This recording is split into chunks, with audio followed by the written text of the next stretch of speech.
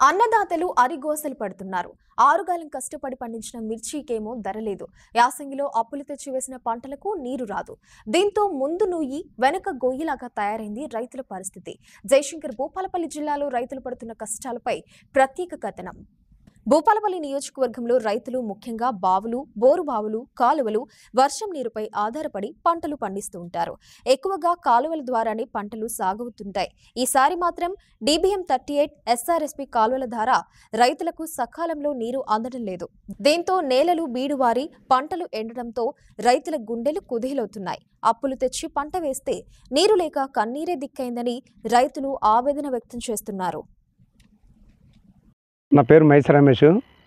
మాది రేగొండ మండలము, జిల్లా జయశంకర్ భూపాలపల్లి జిల్లా. మేము గత సంవత్సరం నుండి పంటలు పండించుకుంటున్నాం. గత సంవత్సరంలో నీళ్లు వాటర్ వచ్చేసి మాకు పంటలు బాగానే పండినాయి.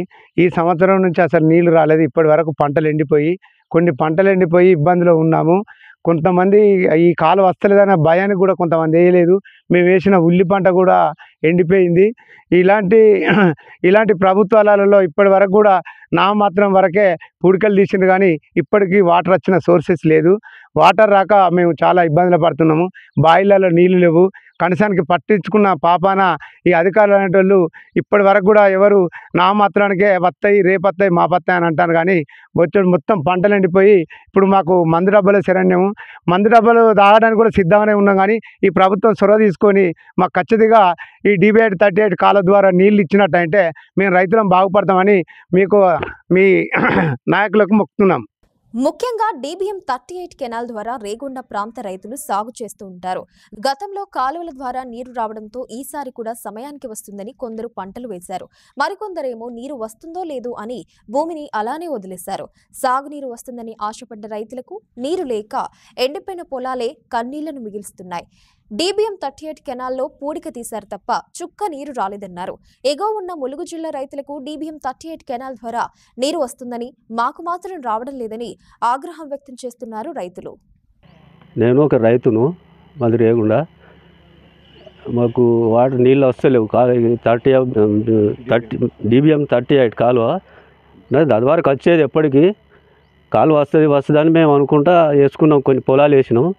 రైతులు చాలామంది వేసిళ్ళు, మేము వేసినాం. అట్లనే నీళ్ళు పోయినాం. మేము అక్కడ పోయినాం. మొన్న అదేంది మన అబ్బోపురం దాకా పోయినాం. వచ్చినాయి, ఆడికి వస్తున్నాయి, కానీ మా దగ్గర రాలేదని ఊగా తిరిగినాం. 2-3 రోజులు ఊగా తిరిగినాం. వేసారిపోయింది.